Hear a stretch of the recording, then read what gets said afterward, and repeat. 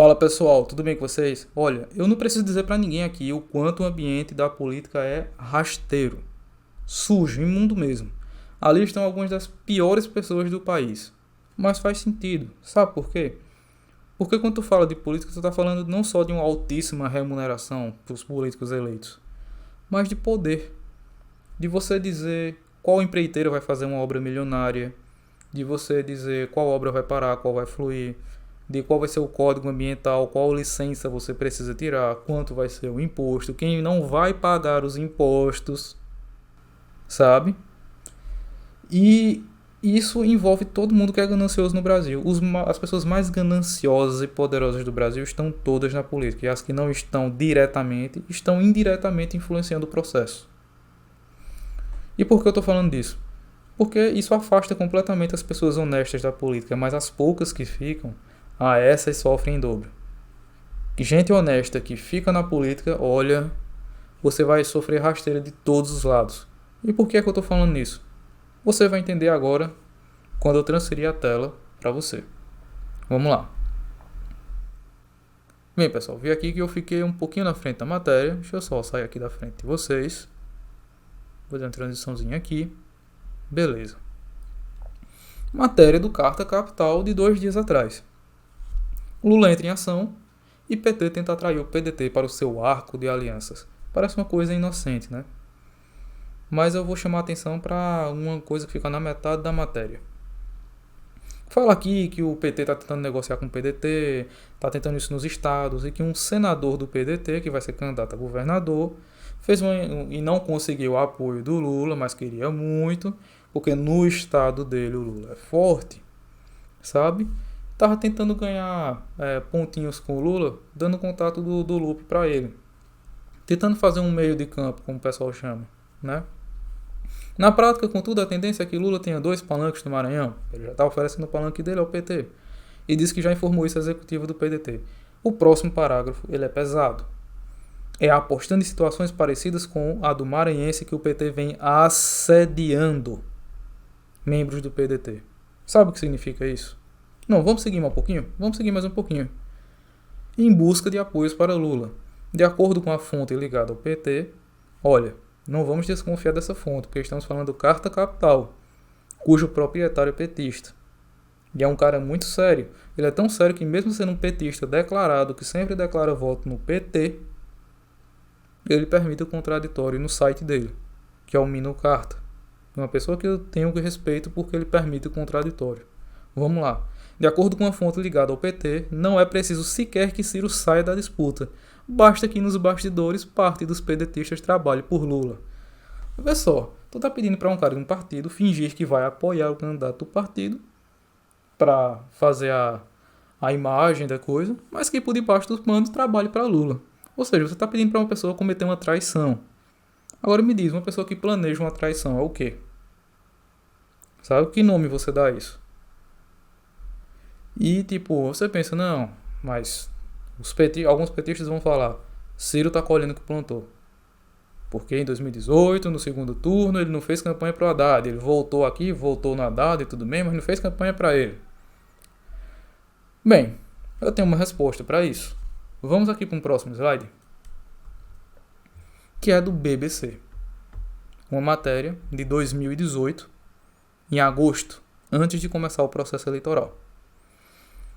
Entenda como o PT deve conseguir isolar Ciro Gomes na última hora. E aqui eu vou chamar a atenção para cá. A executiva nacional da sigla decidiu aumentar a contrapartida de apoio eleitoral ao PSB nos estados. Como consequência, é provável que os socialistas escolham a neutralidade da disputa presidencial neste fim de semana. Deixarão, portanto, de apoiar o candidato Ciro Gomes do PDT, visto pela cúpula do PT como possível rival da legenda na disputa pela hegemonia da esquerda. Vocês entenderam bem. Se você ler a matéria toda, eu vou deixar aqui disponível também, tem dizendo o seguinte: o PT ofereceu a cabeça da Marília Reis em troca de conseguir o PSB. O PSB disse não. Então o PT meio que foi lá e quadruplicou a aposta. Vamos te apoiar em 4 estados. E não precisa nem apoiar a gente. Só precisa abandonar o Ciro. Sabe qual foi o partido que fez isso?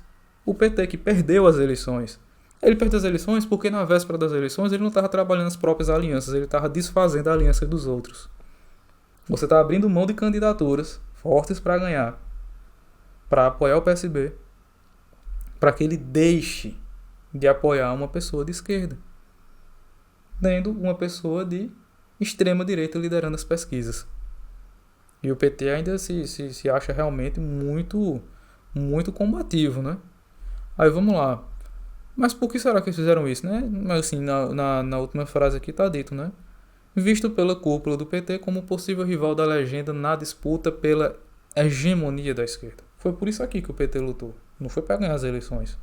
Porque se o PT hoje acha que para ganhar de Bolsonaro precisa de Alckmin, que viveu a vida toda na centro-direita, por que não lançou um vice de direita, já que o Lula já tinha tido também, já que a Dilma tinha tido também? Por que lançou a Manuela Dávila?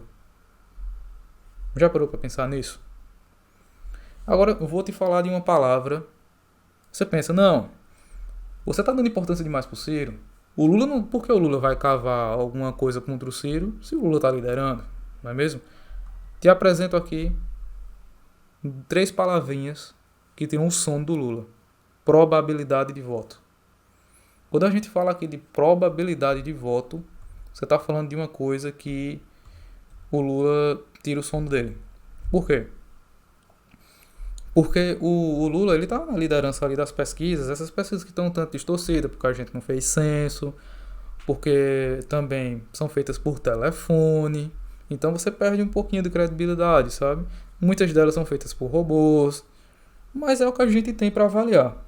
E aqui na probabilidade de voto, o Lula quando discute isso aqui, eu acho que ele realmente perde muito sono. Não só ele, como a cúpula do PT. No somatório, vota e poderia votar 56. Ciro, 52. Bolsonaro, 38. O que é que isso aqui significa? Que muita gente não diz. Se Ciro tem 40, poderia votar? Significa que eles não votam nele agora, mas poderiam.